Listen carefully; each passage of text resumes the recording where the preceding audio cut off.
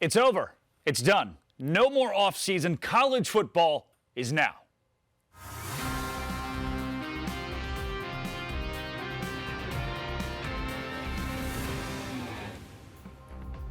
This is the first episode of Fire TV's College Football Kickoff presented by Coca-Cola. I'm Drake Toll with the Savannah Bananas organization and Locked On Big 12. Sitting next to me, North Carolina and Dallas Cowboys wide receiver Jesse Holley and the 22-time Coach of the Year, Gary Patterson. Guys, a wide open week one and a wide open trip to the national championship for a slew of teams who believe they have what it takes this year. And those top 25 rankings are exactly where we'll start with our rankings report.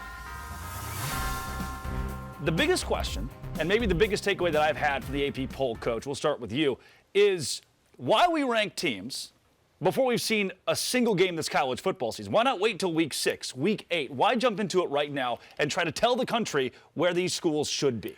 Well, after 40 years of doing this, I would tell you, really, all the teams want to be ranked in the top 25 because of recruiting.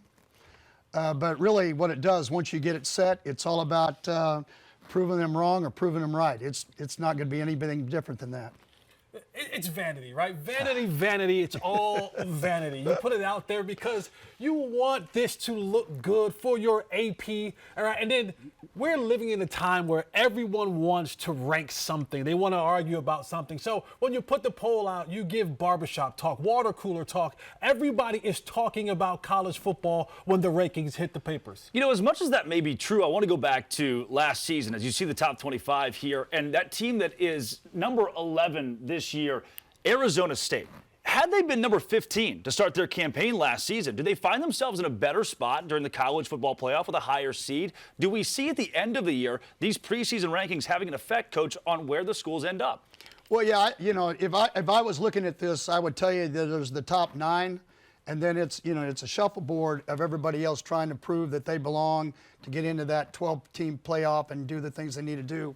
But yeah, I do believe it. I do believe that it makes a difference where you start because what people think about you. Because if they voted you low, they probably still think that way, and they may say, well, they didn't play anybody or whatever happened, right? And Jesse, you say vanity, and you're exactly right to a degree. But I think the one area where I would push back would be when the casual college football fan sees number 6 playing number 9. It doesn't always matter what the names of those teams are. It's number 6 versus number 9. It's a top 10 matchup. When you have that next to your name in an era where brand valuation means so much for these schools, and Coach mentioned recruiting, those numbers are still important. Yeah, they're absolutely important. And for those schools that are dealing in these games with these numbers, you want to maintain them. You want to hold on to them because, like Coach was saying, it helps with recruiting. You get national TV games. You become the belle of the ball, so to speak, when you're playing these games. But again, you're judging these teams of things that we don't know. All these transfer portal guys moving in and out of these teams, you don't know what these teams are going to be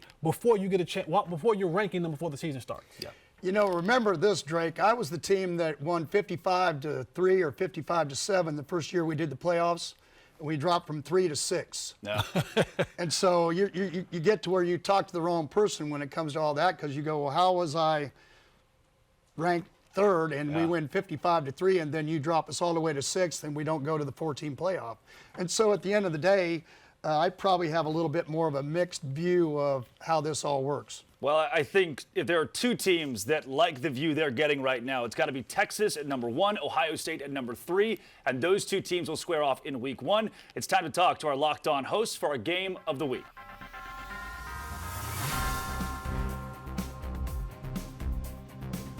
The game of the week here on College Football Kickoff is presented by Coca-Cola. We're joined by Locked On Buckeyes host Jay Stevens, as well as Brad Kellner of Locked On Longhorns. Jay, we'll start with you. Defending national champions, but underdogs. Underdogs? Feels a little weird to be underdogs when you're defending national champion, but Ohio State lost a lot of players from a national championship winning team, a lot of them going to the NFL. You have a new starting quarterback. You have new coordinators. The Buckeyes are home. There's a lot that's new for this Buckeye team in 2025.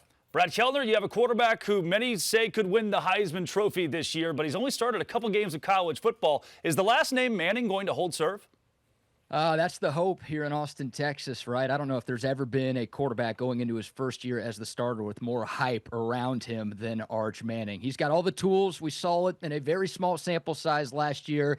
but he's got a great arm. He's a dual threat.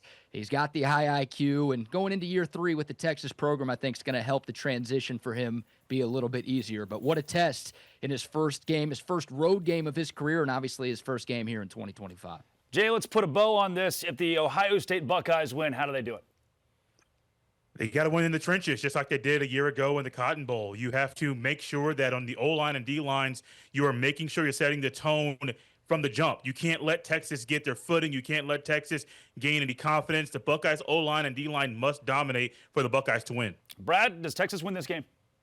I think so. I really do. I mean, it's evenly matched. These are two incredibly talented teams, and both teams have a lot of questions with how much they lost to the NFL from last season. But I think the Longhorns have the advantage at quarterback. Yes, Arch Manning is pretty young, but he's got the experience edge over Julian Sayin. And I think from top to bottom, Texas is the more talented team right now, and they have more coming back from 2024 than Ohio State does. So I think it's close. I think it's a 60-minute game, but I like the Longhorns to win this one by a field goal. Top 5 matchup in week 1. It's the Buckeyes. It's the Longhorns. I can tell you, thank you to both of you guys, that Longhorn fans and Buckeyes fans are in for a great one. And being a passionate fan is hard work. All the pomp and circumstance makes you work up a thirst. Fan work is thirsty work. Enjoy a refreshing Coca-Cola. Coach, defending national champions versus the Texas Longhorns, who a lot of people have preseason in the championship. Where do you go? Well, bottom line to it is, I think it's just like it happened last year. If you don't let Texas run the football, then I think Ohio State gains an advantage. They were able to run the ball in the Clemson game. They weren't able to run the ball in the Ohio State game, and I think then Ohio State, then it doesn't matter who's at quarterback. Jesse? When you look at this game, you got to talk about the trenches, right? Because you're talking about Arch, who is a little bit of a rookie-type quarterback, hasn't had many starts, Sure. and then now Ohio State has a new quarterback. Which most of the country would not disagree necessarily, but we've skipped over the fact Arch Manning hasn't been a starting quarterback in college football. Absolutely. It's the name, right? The name recognition is what a lot of people If he's go Arch off of. Davis, is it like this? Absolutely not. Sure. If he's Arch Davis, we're not even talking about it at this degree. But it's winning in the trenches. When you have two inexperienced quarterbacks, you want to be able to say, if we can control the line of scrimmage, we can calm our quarterback, run the football, and then allow our defense to make plays for us. You know, the other thing is, having been there when Arch came in as a freshman, it's not an ordinary freshman that's been there for 3 years. You have two uncles that are going to be in the Hall of Fame, NFL Hall of Fame. You have a dad, you have a grandfather that's been a part of it. So at the end of the day, he gets a lot more knowledge than what a normal guy does.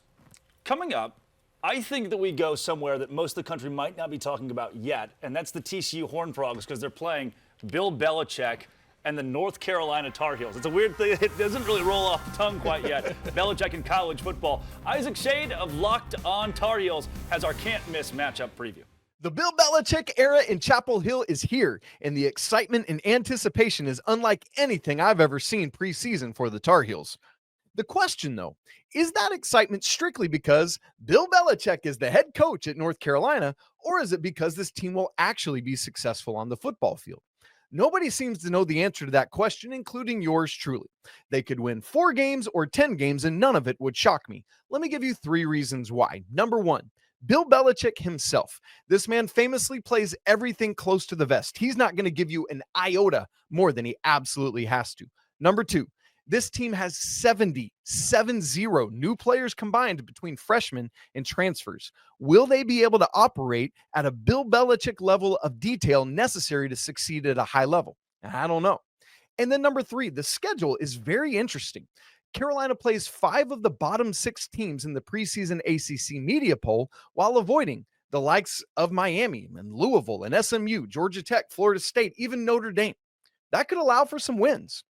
So, will there be football success in year 1 of this regime at a basketball blue blood, or are they going to have to wait a cycle or 2? We're going to find out the answer to that soon enough, but I can tell you one thing for certain. Monday night at Kenan Stadium is going to be absolutely insane. Coach, I think Isaac directed that question right at you. I saw it in the eyes. If Bill Davis is the head coach at North Carolina, are we talking about this game? Probably not. I don't think so. You know, you have a full staff with Coach Dykes coming back. You have a starting quarterback coming back, broke the passing records at TCU. I think the favorite goes in the favor of TCU because they have more Your first games are hard on new staffs. Yeah. Yeah, you're not biased in that pick at all, huh? No. Coach. You're not biased at all in that pick right there. At all. I think Now, he didn't play at North Carolina, right? right, and this is a North Carolina staff that you know, a lot of they're adjusting. A lot of the players are adjusting. Transfer portal being as big as it is, there isn't the identity there yet. No, it's not. And when you look at what Bill Belichick is known for, it's attention to detail. And it's a lot different going from the NFL when all you do all day long is football. When you're dealing with college kids now, you're talking about class and study hall. You're dealing with the 16, 17, 18-year-old emotions of a college kids coach. You know that better than anybody. For Bill Belichick and guys like Josh McDaniels and trying to get all this together, there'll be details. They'll be detail ready. I don't know if they'll have everything ready to go and win this football game. Yeah, I think Josh Hoover, the skill position guys of TCU, have a pretty strong advantage in game number 1 for Belichick in college football. I think TCU by double digits possibly in Chapel Hill on Monday night, too. Standalone game. The country gets to see it. Why, you know, we already hit Texas and Ohio State, but it's number 1 versus number 3. You can't stay away from it. It's time for our lock of the week. Let's go back to the game of the week as well. Open it, open it, open it. Lee has the key to the lock of the day. Kevin Rogers and Lee Sterling with you here, the host of Locked On Bets, and we have a lock for you coming up week 1, college football Saturday, the big one in Columbus between Texas and Ohio State. The Buckeyes a short favorite. Lee, who do you like on Saturday? Well, everyone remembers that Ohio State won that semifinal game here 28-14, but a lot of people forget Texas had the ball, first and goal, less than 4 minutes, driving for the tying touchdown. What's the difference this year compared to last year? Well, Ohio State has lost 7 of their top 9 tacklers on defense, and they've also lost both coordinators. Texas, they return Arch Manning. The difference here for Ohio State, they are breaking in a almost brand new quarterback in Justin Sayin, and we're hearing he has not looked good in fall camp. So you got a team here in Texas with 2 coordinators that have been there for 5 years, looking for revenge here. My lock here, the Texas Longhorns, they win the game outright over Ohio State. Yeah, we'll see if the Longhorns can get revenge for last year's loss to the Buckeyes. For daily college and all sports betting insight, subscribe to Locked On Bets on YouTube or wherever you get your podcasts. We'll see you here next week for another lock in college football. Hoping for a classic on Saturday when Texas and Ohio State kick off. We'll see if the defending national champions can take down those Longhorns. There is unrest in college football. When we talk transfer portal, revenue sharing, NIL, and all of these conversations boil down to money and where it's both good and bad for college football. One of the places that's gotten the spotlight the last few months specifically is Texas Tech. Casey Cowan of Locked On Texas Tech tells us why.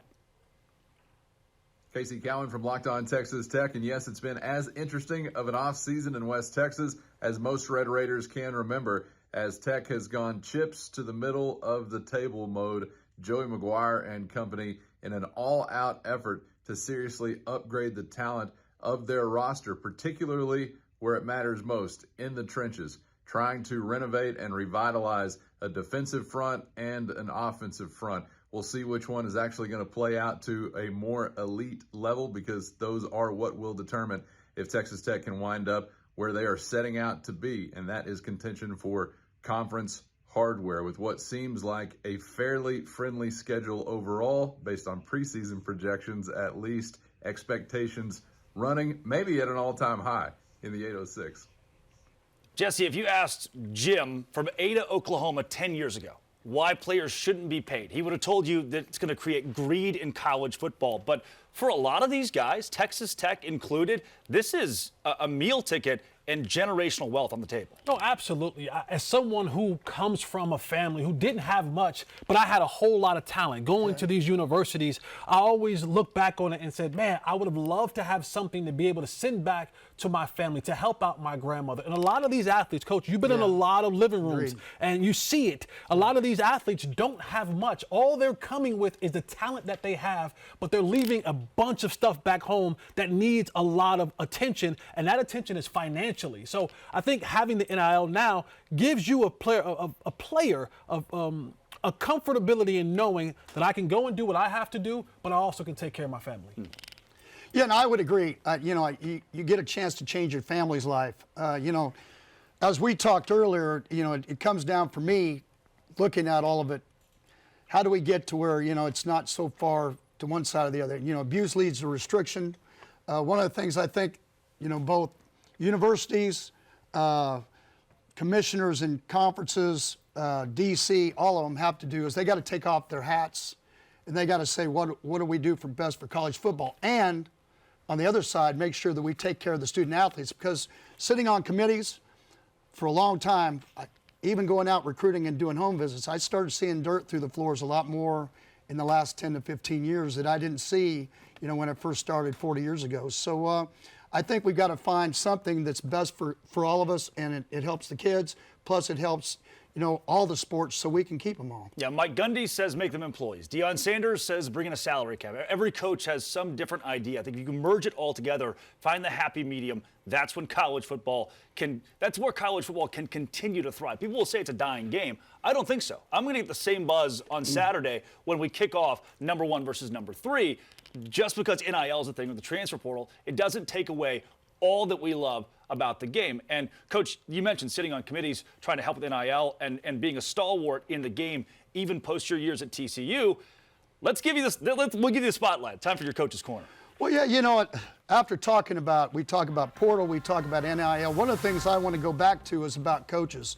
And for me, it's about the fixers, the guys that have the wisdom that, they can go into programs and they can change things. The guy that I'd like to spotlight, and there's a bunch of great coaches out there, is a guy by the name of Jerry Kill.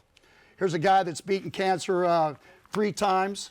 He's also been at Southern Illinois, where he changed a 1AA program and he went to the playoffs. He went to Northern Illinois the next year after he left and went to Minnesota. They went to the Orange Bowl. He went to Minnesota, changed their program around. Then he ends up because of health, has to get out of it. He ends up coming back and becoming the head coach of New Mexico State. He takes them to 2 bowl games. I don't think they'd been in like 60 years. And then he gets out of it. Now he's a senior guy helping Vanderbilt. And you saw what they did last year. They upset Kentucky. They upset Alabama. You look at and they're positioned to be, people think, even better this year.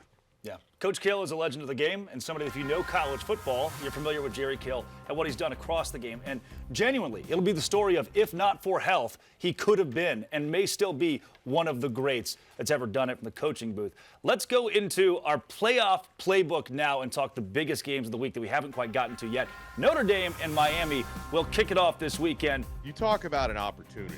Miami Hurricanes have that week 1 as they welcome in the Notre Dame Fighting Irish, college football playoff runners-up from last year, into Hard Rock Stadium on Sunday night. I am Alex Dono from Locked On Canes, and for Miami, I think the first key in this matchup, if they're going to pull off the mild upset, Notre Dame favored by about a field goal, Miami has to find a way to slow down Notre Dame's running game. I don't think there's any stopping them, but slowing them down maybe. But Jeremiah Love and Jadarian Price, arguably the best running back duo in the entire country. And if Miami up front can slow those guys down, it would give them a better opportunity to create pressure for Notre Dame's first-time starting quarterback and making him uncomfortable. CJ Carr has all the talent in the world, but making his first collegiate start in what should be a hostile environment, Miami's going to try to make that moment too big for him. Offensively for the Hurricanes, certainly a new face. Well, not new to college football, but new to Miami with Carson Beck behind center. Comes in with a lot of experience, 24-3 record at Georgia. There's nothing Beck hasn't seen before. But, of course, new offensive scheme for him. I think it fits him well. New weapons at receiver to throw to. Can they build immediate chemistry? And for the Hurricanes, also a really nice running game with the trio of Mark Fletcher, Jordan Lyle, and Marty Brown leading the charge. I think a big key for this game is going to be special teams. Notre Dame, number 1 in blocking kicks last season. Their defense, the Irish defense, also great at creating turnovers. Miami's defense has a new coordinator in Corey Heatherman. A ton of new bodies on the defensive side of the football, including cornerback Xavier Lucas, safeties Jacoby Thomas, and Zechariah Poyser. And you have to hope that unit communicates and plays a lot better than Miami's defense did a year ago. I think this one is going to be close as the odds indicate, but Miami's going to have to probably score early and build a lead, get the crowd into it if they're going to pull off the upset. Can Miami be a college football playoff team for the first time, Jesse? Yeah, absolutely. They can. You know, all the guys that they have returning back. And then we talk about NIL. They go out and they get Beck. They pay the money to get him. And if you have a quarterback, you have a chance in college football. And they have a pretty good one in Beck. Yeah, Coach, this is an LSU team that against Clemson this weekend as we go there to the SEC versus the ACC. Two schools that believe even if they lose this game, they'll still be in the playoff. Well, yeah, you have your two, I think, as we were talking earlier, again, Drake, I think you're going to have two teams, Ohio State and Texas. They got younger, a little bit apprehensive. I think you're going to see as they run down and touch the rock, both of them are throwing vertical because you got Klubnik at one, you got Nussmeier with the other. I think it's going to be a vertical game. I think it's going to be a really fun game to watch. If I say Clemson is my favorite to win the national championship because of the seniority they have, Jesse, is that a crazy pick? No, I don't think it is at all. You're talking about where Dabo Swinney is as a head coach and the guys that he was able to bring back. And you talk about, Coach, like you said, having that veteran leadership at the quarterback position, that's not a bad take at all. I know that we're not looking at that right now, but Clemson has always been a good program and has represented the ACC very well. LSU and Clemson feature a couple of unicorns, two fifth-year senior quarterbacks that have played their entire careers at the same spot, Cade Klubnik and Garrett Nussmeier. Nussmeier, of course, the leading returning passer in college football from a year ago, the only 4,000-yard passer back in college football. These are two of the most experienced rosters in college football as well, but they've gone about it in different ways. Clemson returns 16 starters. LSU went ham in the transfer portal. Brian Kelly noted that LSU spent about $18 million on this roster. The big issue for LSU, or the question, is on the offensive line. They've got depth, experience, and tons of talent. What they don't have are 5 starters that have played together. That's a big challenge going on the road at Clemson.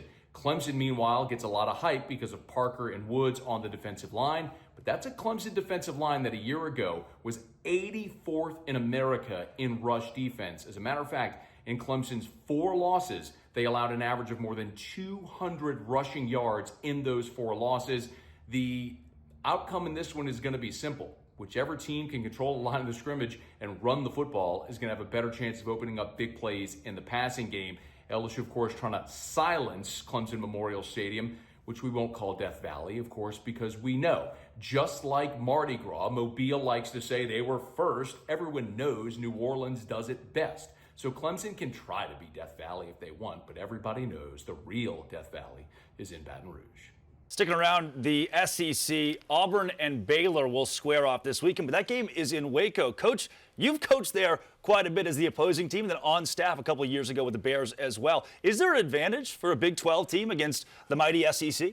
Well, yeah, I think Dave going back and calling the defense, I think there's some continuity now with his offensive coordinators in the same place. He's calling the defense. They're playing in their hometown.